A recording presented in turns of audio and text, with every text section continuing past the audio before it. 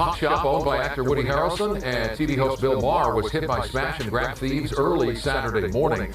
They shattered the store's glass doors to gain entry and filled trash bags with thousands of dollars in merchandise. Bill Maher has been catching a lot of flack lately for calling out the problems inside the Democratic Party. And one of the topics he consistently brings up is the growing list of issues in the state of California, a state he once referred to as his own personal paradise, now, according to him, falling apart due to years of Democratic leadership. Maher has gone into detail about things like trying to get his solar system hooked up, something that ended up taking over 3 years. And this is Bill Maher we're talking about, a celebrity, someone with access, someone who's sat across from people like Governor Gavin Newsom in interviews. And even with all that, the red tape and slow-moving bureaucracy still dragged him down. But it doesn't stop there. Maher has also criticized the defund the police movement and the crime wave that's followed. He's pointed directly at the consequences of criminal justice reforms championed by Democratic leaders and the chaos those reforms have sparked across cities in California. And now, in a moment that perfectly sums up how even the elites can't escape the fallout of this governance, we've got a story that hits even closer to home. Maher's own pot shop, the one he co-owns with Woody Harrelson, just got robbed. A full-blown smash and grab, the kind we've seen again and again in California, a mob of teens smashing windows and looting merchandise. One of the suspects, described as an actual child, and the value of the stolen goods? Thousands of dollars. But here's the kicker. This isn't even the first time it's happened. That's how normalized this kind of crime has become in Maher's paradise. And that's exactly what we're going to get into today. But before we do, Give me the money. Give me the money. Okay? So we're going to have to change how we do business in California. We're going to have to address people's legitimate concerns about crime. I was in South San Francisco 2 years ago after I had an experience in the city that all too many people had. When my luggage was stolen out of my car, they tell you don't ever leave your luggage in the car. I never do until the one time I did. And of course, it got... So this is Adam Schiff, now a senator for the state of California, formerly a congressman, sharing a story that, honestly, couldn't be more on brand for the current state of things. He's recounting an incident from 2 years ago when his car got broken into while he was in San Francisco. Why? Because he made the classic mistake of leaving luggage in his vehicle while he ran into a Target for a quick toiletries run. Just a quick stop during a short stay in the city. But here's where it gets really wild. Schiff says that at this South San Francisco Target, he had to get the toiletries unlocked by staff, because that's the reality now. Even toothpaste is under lock and key. Then, after picking out what he needed, he asked the cashier for one of those little red and white Target bullseye bags. And that, according to him, was going to be his luggage for the next few days. The cashier, clearly curious, asked what happened. Schiff explained that his car had been broken into, luggage gone. And then the real punchline hits. The Target employee tells him point blank that Democrats are a-holes, and that's why this kind of stuff keeps happening. That's right. She says it to his face. A sitting U.S. senator in California, and this moment perfectly captures the frustration that's boiling over across the state, because even the people living in the bluest cities are starting to realize that something has gone seriously wrong.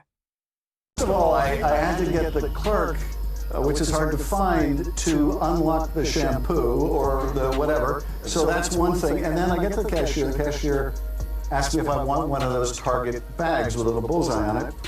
And I said, yes, that Target bag is going to be my luggage for the next 2 days. And she asked me what happened, and I told her, and she basically said, in not so many words, yeah. Now, of course, this mindset isn't just coming from a random Target employee. It's being reflected across the state in how Californians are actually voting.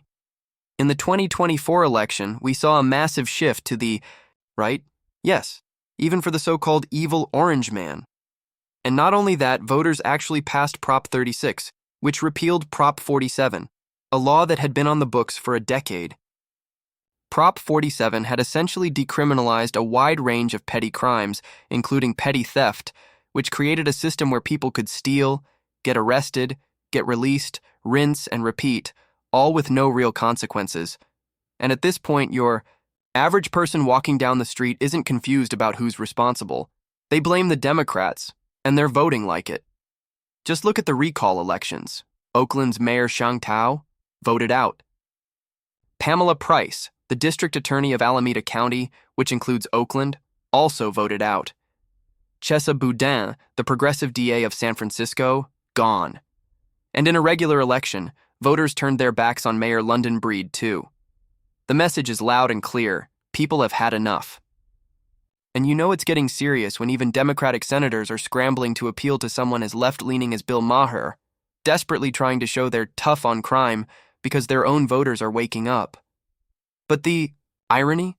Bill Maher, the guy they're trying to win over, just got victimized again, right here in California, by the very party he continues to support.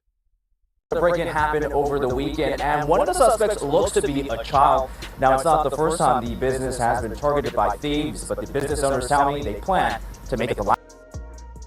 Now look, while some of you might find this hilarious, like, you get what you vote for, I honestly find it sad.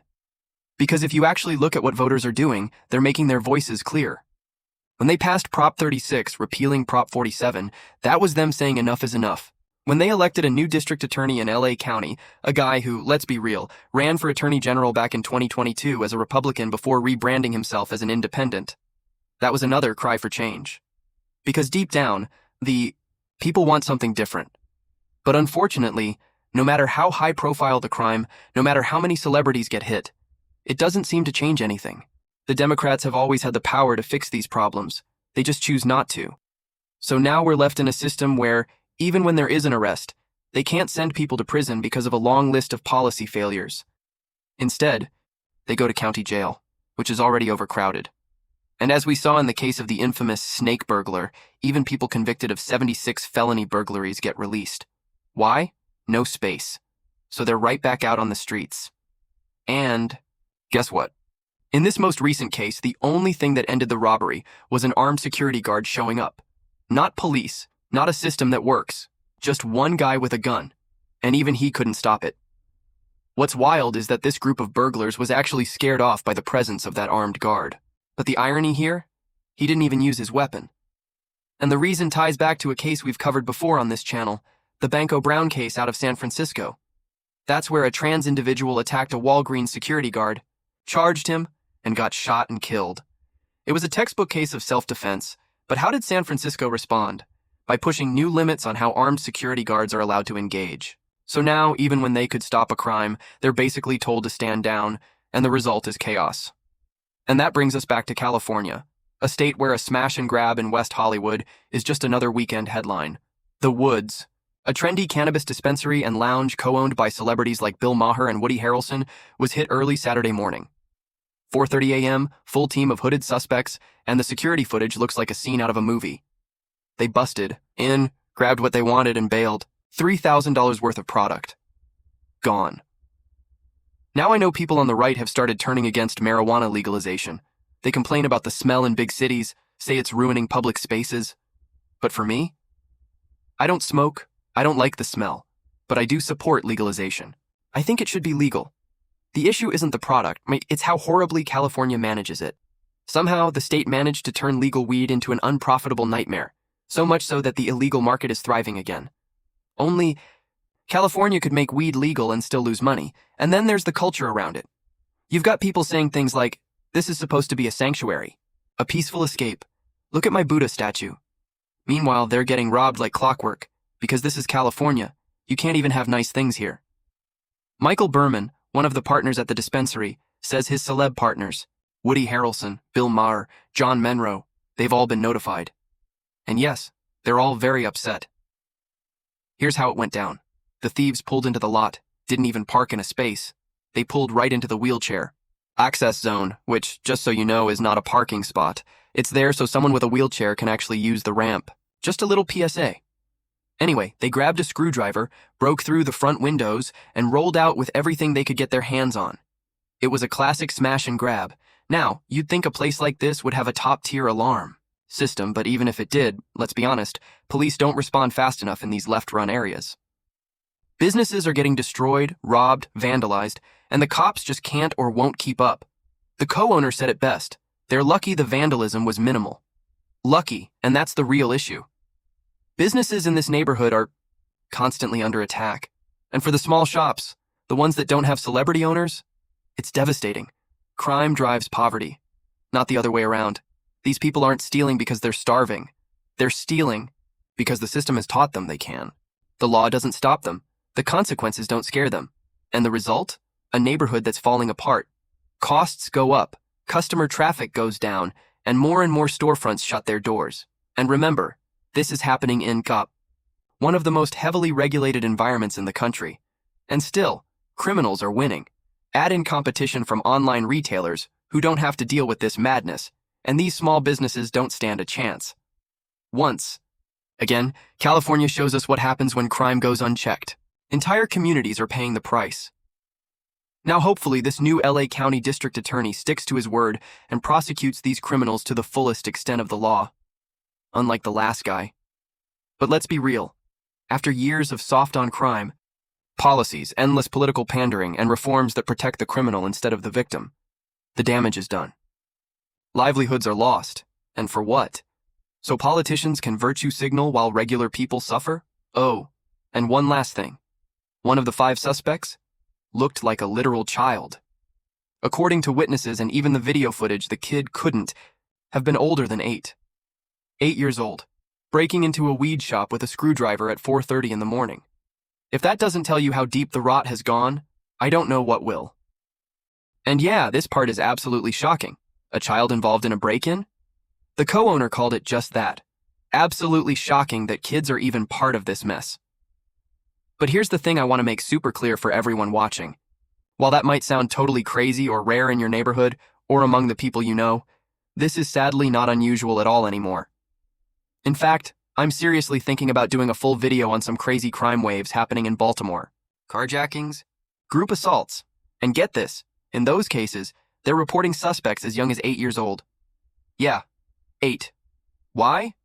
Because all the soft-on-crime policies that protect adults? We've basically tripled down on them for juveniles, and gangs and criminal groups are exploiting that by sending kids out to do their dirty work, because kids basically face 0 consequences. So if this sounds shocking to you, you haven't been paying attention. This is happening more and more, across the country, and it's honestly disgusting, and it doesn't stop there. Just the very next day, surveillance footage caught another attempted break-in, this time at Urban Markets, a West LA dispensary. But thankfully, this one was stopped cold by an armed security guard who didn't hesitate to fire at the suspects. The Woods dispensary is now doubling down on security. They're installing new gates, upgrading their alarm system so they're loud enough to wake up the whole neighborhood if someone tries to break in again. They're saying straight up, we're not just going to sit here and take it.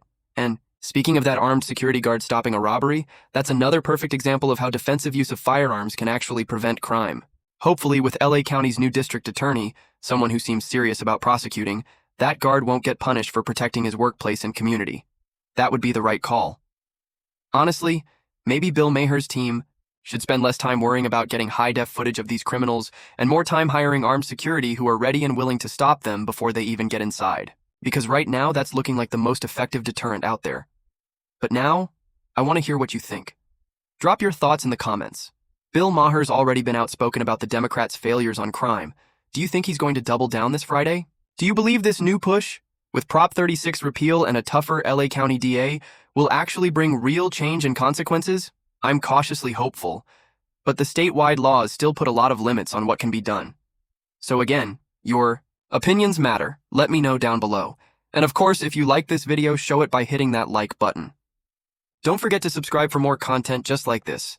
Follow me on social media, and if you want to support the channel, the links are in the description.